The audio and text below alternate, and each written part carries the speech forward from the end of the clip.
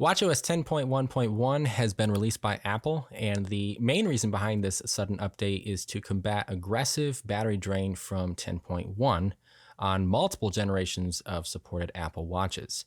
I personally held off on updating to 10.1 because of that exact issue. Matter of fact, I think I was on 10.0.1.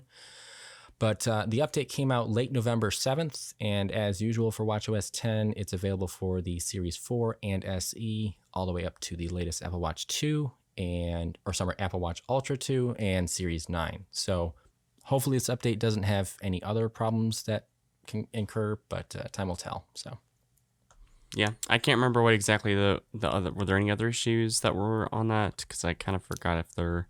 Not that I noticed specifically. There was some stuff on, I believe, iPadOS and iOS itself.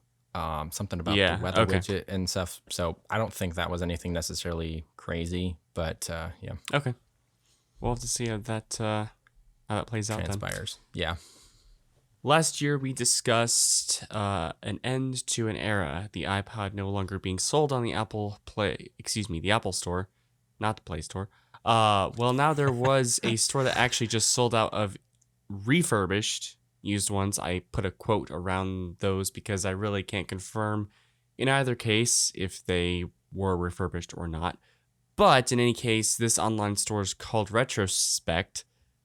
They brought these devices back to life for just a short time period. Really not a whole lot to discuss here, but did just want to mention this fun and interesting news prospect. And, I still have a brand new one. Unopened. Yeah, he does. He has that over me. It's going to stay that way for a while. Yeah, Long I guess time. I always get kind of nervous about buying refurbished, but I mean, Yeah. it's no longer sold brand new, so what are you going to do? So, Yeah, exactly. but at last, we get another wave of DLC Mario Kart tracks for the Switch. This is the sixth and final wave and brings with it another 8 tracks, of course. We have Rainbow Road and Daisy Circuit from the Wii, as well as Madrid Drive, Piranha Plant Cove, and Roma Vanti from the Mario Kart Tour, which is the app. And DK Mountain off of the GameCube. That was actually one that I enjoyed personally. As well as Bowser's Castle 3 from the SNES and Rosalina's Ice World off of the 3DS.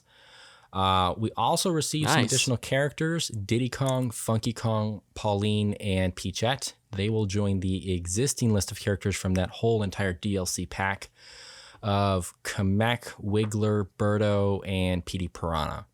The wave will be available on Thursday, November 9th. So I'm excited about that. What were the first two from Wii? It was Rainbow Road and what? Daisy Circuit. Okay. That's cool. I mean, I vaguely remember that one. I'm a huge fan, and I remember all of them because I'm actually a major fan of the Mario Kart Wii. I never played on the GameCube. I never played on any of the other consoles really for Wii except the Switch. So those are like my all-time classic favorites, and glad to see the Rainbow Road specifically because that one they spent like was always a tough good one. 30, 45 seconds on the ad just on Rainbow Road alone. So I guess it's pretty big. So I don't have any of the packs, and I don't have the subscription to that specific part of it. But man, I would love to get those. I did the booster course permanent purchase just because I did not want to do a subscription based thing for that. I felt like buying it one time is enough for me because I'm sure I'll get a lot of use out of it. The one thing, the DK Mountain was from the GameCube, but that was also available on the Wii. So, okay, that's the same one. Gotcha. Yeah, it's the same one. But the one thing that I was kind of bummed out about this entire aspect of the wave was I really wanted Delfino Square. That is like one of my favorite tracks, and unfortunately we don't get it. So, yeah. I didn't know that was your favorite. I can't think of one that would be better than that one in my opinion. Obviously, that's just my perspective, but yeah, I guess I could at least say it's one of my favorites for sure. Okay. Yep. That's unfortunate, but I think anytime Elon does something crazy, I've done this before where I've just said it straight up. I'm not going to make a glamorous intro for his topics. I'm just going to say it. Blank statement. X is selling its inactive usernames for $50,000. Didn't we hear rumors about them, or I guess they were selling inactive users before? So back in, and I had to reread up on this a little bit. Back in, I think it was June or January or sometime in last year, they were discussing the fact that I think Elon was going to try and filter out some of these users that were inactive. Right. And he was going to try and make those available to the public. But ever since the fact that they've been losing a lot of money, they want to make revenue off of this, and now they're selling these usernames. Now, I don't know what usernames would be necessarily part of Valuable? the 50,000 per each. I'm sorry? I was just saying valuable, like which ones would actually be Valuable. worth buying. Yeah. Yeah, I assume he wouldn't just sell like just a random like I Huggy Cupcake Square 420. Like it's just like important ones, like someone who's maybe an old time celebrity that just doesn't even go on Twitter X anymore. But yeah, it's just another way to try and attempt and raise money on the platform, which Generate that revenue. So I feel like 50,000 is a little bit high, even if it's just a little. Well, if it's a popular username, then maybe. But if it's just like a random one, like I said, I don't feel like that's worth it. But Well, things will get worse, and we'll find out later. we will. Yes. In other news, Disney and Comcast have agreed to move up the purchase date of the final stake of ownership Comcast has in Hulu. It was originally set to take place sometime in 2024, but they decided to bring that timeline a little closer. Disney says that they anticipate to pay somewhere around $8.61 billion for Comcast's 33% ownership, although further value appraisal is set to take place to determine exactly what Comcast's share is worth. So, quite frankly, with the price hikes from Doomsday Disney, I've already hinted to Riley that this may be my final month as a Disney Plus / Hulu subscriber. And honestly, who knows if that price is been calculated into what Disney plans on shelling out for that portion of Hulu. So, Yep, I have 1 month to try and start and finish Young Sheldon. So nice. Yeah, let me know. I'll get it. Young Sheldon. Yeah. That's I've been wanting to watch it because ever since well, I don't want to get into this. Here's into our lifestyle. Here you go. A break from tech. We've watched The Big Bang Theory, and we both love that show. He's finished it, but I'm a proponent of Young Sheldon because it's a very solid way of going to backstory. Anyway, besides that, yeah, I think they just keep worsening this every single time, and we could go on about this for so much, like we've done in the past year or so. Yeah. But yeah, it is how it is. Unfortunately, don't have a lot more to say about it, but. Meanwhile, while Disney spends money, you can save some money. So we got some deals here. You can get last year's Galaxy Watch 5 Pro 45 millimeter at 41% off for $294 on Amazon. So the Bose headphones 700, they're the noise canceling Bluetooth over ear wireless headphones. You can get those for $279 instead of $379, and that is a 26% cut right there. And that's either the white or the black. So you have a couple of options there for a lot lesser price. yeah. And actually, speaking of headphones, you have news on Apple Music, right? I do. So Apple's discontinuing its voice plan for Apple Music. Basically, this plan would allow you to utilize Siri with music, kind of like how Alexa works with Amazon Music, albeit a little bit more successful. Really, this was just Apple's pitch of trying to give users the cheapest way of playing whatever song they wanted on Apple Music. Yep. But as you can imagine, this low tier of $4.99 has its limitations.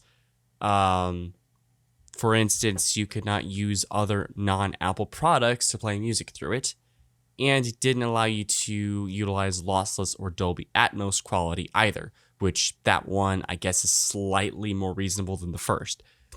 Regardless, this no longer exists, and Apple has not stated why they're chosen to get rid of this, but they did, and I feel like it's blatantly obvious why. But JD, I'm pretty sure you have never used this tier at all, and I don't think you ever would if this still existed.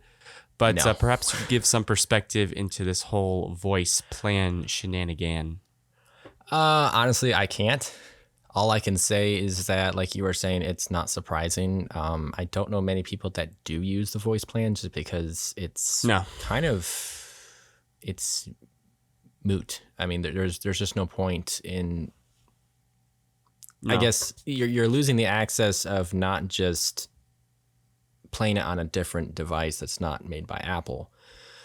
But as far as the quality in and of itself, I feel like that's another reason that people would just go higher. And I think really when they combined everything with Apple One, at least for me, that made a lot more sense just to go high tier with everything and then, save some money with that. That was their best package move. Discount. So yeah, that really was the best move. I mean, obviously they're still raising prices on the whole entire package itself. So that's technically neither here nor there. It's one of those things, and I don't really want to bring this up because it kind of it elicits a lot of drama, but it's one of those things where you can compare it to what Netflix does. This one actually makes sense. This move to remove the plan of voice Apple Music, just there's some logic to it, versus the no ads for $10 on Netflix. That one I just don't get. So. But because because you had a lot of people using that one Netflix plan, and not a lot of people using this one, so one is more useless than the other, and it makes sense as to why this one got rid of, but it doesn't make sense why Netflix got rid of theirs. Yeah, I'm still actually wondering why or what Apple's going to do with the whole entire classical music app, because that's still, I forgot about that. That's my point. Exactly. See, it's just like I remember that it's there and I know it's there, but it's like it's built into the app, the music app. So why would you and then you have YouTube and Spotify and all these other different streaming softwares. Yeah, it's all out there. So yeah. Anyway, in a past episode, we talked about YouTube raising the prices here in the States. However, that move is now spreading on an international scale. Specifically in Germany, the individual plan will go up by €1 to 13, and the family plan will see a jump of €6 to 24. Down in Australia, it will go from $12 to 17 for the individual plan, and then 23 to 33 Australian dollars for the family plan. Now, if you were the privileged family plan user who was grandfathered into the $18 a month price in Australia, you will also see that same $33 charge on your account. Man. Now, it is worth noting that if you have been a long-term subscriber, you will have a 3-month grace period before that hike kicks in. Oh, of course. Which is actually something that we experienced here in the States. I noticed it myself when they did this. It's sort of YouTube's way of showing a little kindness for those that have been with them for a while amidst the higher plan rates. And there have been reports in other parts of Europe that reflect this price hike as well. All that said, This takes place after YouTube went global with their anti-ad block crackdown. So, fun stuff. Speaking of the anti-ad blackdown. Oh my word, crackdown. My wife was actually asking us if we knew about that, and because we were having a conversation. About stuff. I asked her, do you know what's something that I might know that you don't? And she asked, well, how about this? And I said, yep, we covered that. But yeah, it's just one of those, again, I'm almost sick of talking about this stuff. Like I have nothing really, I've said it already. I've said everything how I feel about this, and it's just going to keep getting worse from here, I think. But I think it is. But I mean, it's one of those things where we no longer have it on Debatable, and we really don't even have it on this newscast show. It's just part of the deal. It's in there. So The funny thing is, there's nothing really to debate either. There is nothing to debate. I mean, there's it's not going to change anything. We both agree there. that it's just horrible. Yeah, it's just horrible. So yeah. Our last topic, closing topic here. Is this our closing topic, JD? No, it's not. All right, good. Glad I asked this time. I was 2 weeks in and didn't realize that, but this time I was smart enough to ask. Good job. So NASA, we don't normally talk about them a whole lot, even though we've mentioned Starlink quite a few times. In either case, NASA is launching its very own streaming service. This service will basically showcase every mission, Emmy-winning live shows, and original series on pretty much every major platform, such as Apple TV, Roku, and Fire TV. Huh. And there really is no catch. All of these will be provided by NASA completely free to anyone on these platforms. And as a space nerd myself, I kind of had to get a bit excited because normally I would have to, it would require me to have cable or another expense to watch interesting documentaries on space, even though I may not agree with any of the historical evidence or whatever. But I'll be able to watch them for free. So yeah, I'm pretty excited about it. I know you're kind of a slight fan of space and all its, fun stuff there, if you will. But well, I can understand why you are. There's a little more space in your brain, but no, I'm just pecking Riley.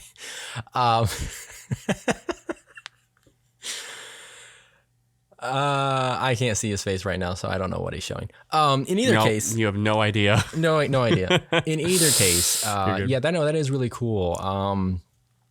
Now, is it, you said missions? Is that past missions, or can they actually do live? Is that possible? Live missions. Yeah, live missions. I think the documentaries that they'll have for like series, those will show like past missions, what I assume. But yeah, I think it mentioned they were gonna be doing live ones as well up there. So that is cool. Wow. Okay. Yeah, I did not realize that. T-minus 10 seconds to the final topic here. This one is going to explode. Originally, we had news that surfaced concerning the $1 a year subscription for X, obviously, aka Twitter, as well as how there would be 3 different plans in the making. Those plans are now live, and the main differences are structured as the following, and you can go ahead and pause the video if you need more time to look at them. We'll throw them up on the screen. The basic plan is $3 a month. You essentially have access to everything else except for Creator Hub features, ID verification, and blue checkmark, as well as you would still have ads and the inability for the largest reply boost. The premium $8 plan gains you the ID verification and blue checkmark along with Creator Hub, while the premium plus plan at $16 a month would cap off the full removal of ads and give you the largest reply boost. Now, as usual, if you subscribe annually, we will receive some discounts to those rates. I personally felt like the rumored $1 a year idea was enough. Evidently, it wasn't for Musk. So there you have it. You used to not be able to have to pay anything monthly on this platform. Yeah. Which is kind of sad because if anything was dumb enough and ridiculous enough of a platform to charge money, it was Facebook. Twitter? Yeah. No. I don't really see why it's just dumb.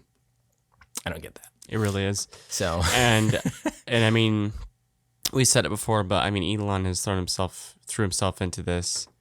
And I mean, I feel like he would have known what was going to happen when he went through with all this.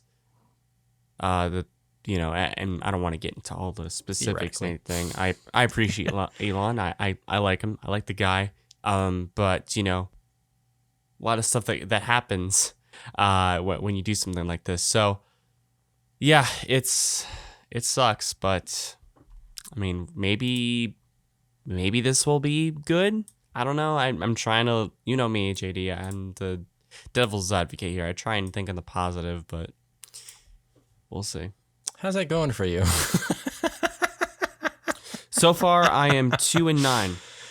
It is an awful I'm experience losing this season. trying to play devil's advocate here, and quite frankly, I just don't know how you can continue to do that. The funny thing is I wasn't even really going to mention this, but you kind of brought it up with Musk kind of foreseeing this. There's some news about how the value of the company has dropped over what 50 or 60%. So it was originally for the purchase price $44 billion. And whether you could speculate that was already too high of a price for Musk to pay, it's now down to an estimated, from what we can see from either investors or Musk himself, between 15 to 19 billion. So really crazy. And then you factor in why he's trying to do this with all the revenue, and like we previously mentioned, with selling usernames for 50K. Blows my mind. But yep. Yeah. What are you gonna do? Nothing. Nothing at all. Nope. That'll wrap it up for this week's episode. This is JD and Riley, and we will catch you guys in the next one. Peace out.